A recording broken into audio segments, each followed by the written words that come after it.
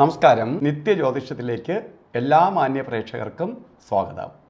ഇന്ന് 2024 സെപ്റ്റംബർ മാസം 14-ാം തീയതി, 1200-ാം ആണ്ട് ചിങ്ങമാസം 29-ാം തീയതി ശനിയാഴ്ച.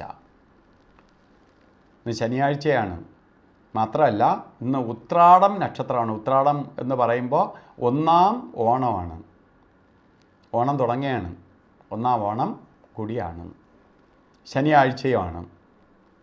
ഉത്രാട നക്ഷത്രം എന്ന് പറയുമ്പോൾ നക്ഷത്രം ശുഭനക്ഷത്രമാണ് എങ്കിലും ആഴ്ച ശനിയാഴ്ചയാണ്. ശനി എന്ന് പറയുമ്പോൾ ശരിക്ക് സൂര്യപുത്രനാണ് എങ്കിൽ പോലും ഗ്രഹങ്ങളിൽ വെച്ച് ഏറ്റവും ശക്തനായിട്ടുള്ള ഗ്രഹമാണ്. പാവഗ്രഹങ്ങളിൽ ഏറ്റവും കാലദൈർഘ്യമുള്ള ദശാനാഥനും കൂടിയാണ് ശനി. കാരണം 20 വർഷക്കാലമുണ്ട് ശനീശ്വരന്. അപ്പോൾ ശനിയുടെ ദിവസമാണ് ഇന്ന്.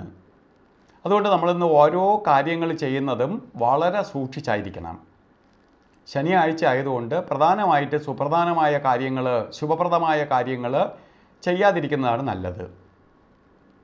ഇന്ന് ബർത്ത്ഡേ വന്നിട്ടുള്ളവർ, ചിങ്ങമാസത്തിലെ ഉത്രാട നക്ഷത്രമായിട്ട് ബർത്ത്ഡേ വന്നിട്ടുള്ളവർക്ക് ഒരു വർഷത്തെ ഫലത്തെയാണ് ബർത്ത്ഡേ കൊണ്ട് ഉദ്ദേശിക്കുന്നത്. വാർഷിക ഫലത്തെയാണ് ചിന്തിക്കേണ്ടത്.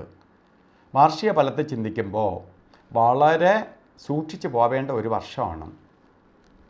പലതരത്തിൽ കാര്യതടസ്സം, സാമ്പത്തിക നഷ്ടം, ജോലിയിലെ പ്രശ്നങ്ങൾ, കേസ് വഴക്കുകൾ, അപകട സാധ്യതകൾ ഒക്കെ ഉണ്ടാകുന്ന, രോഗാദി ദുരിതങ്ങൾ ഒക്കെ ഉണ്ടാകുന്ന ഒരു വർഷമാണ് നിങ്ങൾക്കെന്ന് അറിയുക.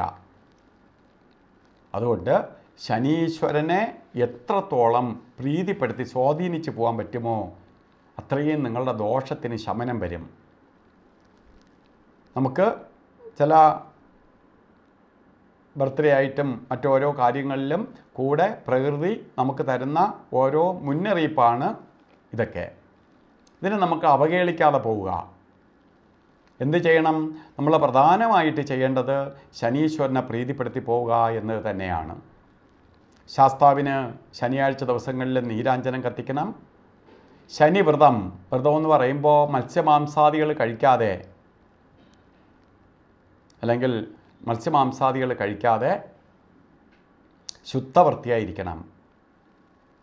ലഹരി സാധനങ്ങൾ ഉപയോഗിക്കരുത്. അപ്പോൾ അസത്യമായിട്ടുള്ള കാര്യങ്ങൾ ചെയ്യരുത്. സത്യമല്ലാത്ത ഒന്നും ചെയ്യരുത്. നമ്മളെ മനസ്സിൽ ഒരു നിസ്സാര കള്ളം പറഞ്ഞാൽ പോലും അത് നമുക്ക് ആവശ്യമില്ലാത്ത കള്ളം പറയാതിരിക്കുക. ഇതൊക്കെ ശ്രദ്ധിച്ച് ഈ ദിവസം കൊണ്ടുപോവുകയാണെങ്കിൽ, ഓരോ ശനിയാഴ്ചയും നിങ്ങളങ്ങനെ ശ്രദ്ധിച്ച് കൊണ്ടുപോവുകയാണെങ്കിൽ ശനിയുടെ നെഗറ്റീവ് ദോഷം ബാധിക്കാതെ പോകും. അതിനൊപ്പം തന്നെ ഒരു ശനീശ്വര യന്ത്രം. ശനീശ്വര യന്ത്രം എന്ന് പറഞ്ഞാൽ ശനിയുടെ ദോഷത്തിൽ നിന്ന് അതിജീവിക്കാനുള്ള ഒരു കവചമാണ്. നമുക്ക് സാമ്പത്തിക പുരോഗതിയും ഉയർച്ചയും വരാനായിട്ട് ധന ആകർഷണ യന്ത്രവുമായി ചേർത്ത് ദേഹരക്ഷ കിട്ടിക്കൊള്ളണം. അപ്പോൾ ഇന്നത്തെ ദിവസം അത്ര നല്ലതല്ല എങ്കിൽ പോലും ഓരോ കാര്യത്തിന് ഇറങ്ങുന്നവർ രാഹുകാല സമയം നോക്കി വേണം യാത്ര തിരിക്കാൻ. അല്ലെങ്കിൽ യാത്ര തടസ്സം ഉണ്ടാവും. പോകുന്ന കാര്യങ്ങൾ സമയത്തിന് പൂർത്തീകരിക്കാൻ പറ്റാതെ വരും. അതുകൊണ്ടാണ് രാഹുകാലത്തിന് പ്രാധാന്യം കൊടുക്കാൻ പറയണേ. രാഹുകാലം യാത്രയ്ക്ക് മാത്രമേ പ്രാധാന്യമുള്ളൂ.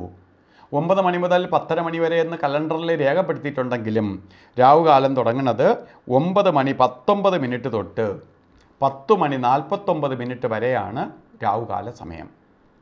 ഈ സമയം ശുഭകാര്യങ്ങൾക്ക് യാത്ര തിരിക്കാതിരിക്കുക. ഒന്ന് രാഹുകാലത്തിന് മുമ്പോ രാഹുകാലത്തിന് ശേഷമോ യാത്ര തിരിക്കുക.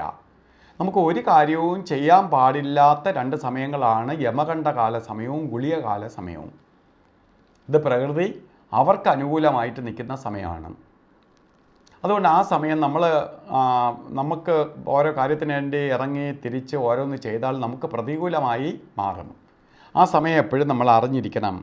ഗുളികകാല സമയം 6:18 തൊട്ട് 7:48 വരെയും, യമകണ്ഠകാല സമയം 1 മണി 50 മിനിറ്റ് തൊട്ട് 3 മണി 21 മിനിറ്റ് വരെയും. അതുപോലെ എല്ലാ ദോഷത്തെയും സംരക്ഷിച്ച് നമുക്കൊരു കവചം സൃഷ്ടിക്കുന്ന സമയമാണ് അഭിജിത്ത് മുഹൂർത്തത്തിൻ്റെ സമയം.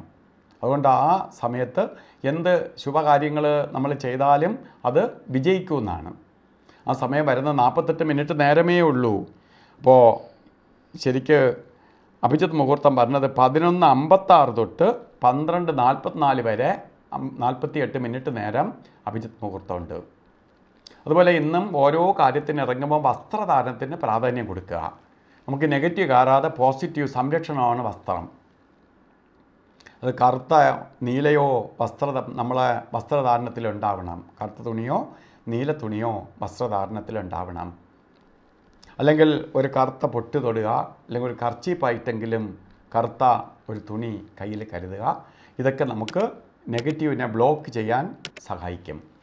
അപ്പോൾ ഇന്നത്തെ ദിവസം ഭാഗ്യദായകമായി തീരട്ടെ എന്ന് സർവേശ്വരനോട് പ്രാർത്ഥിച്ചുകൊണ്ട് നിർത്തുന്നു.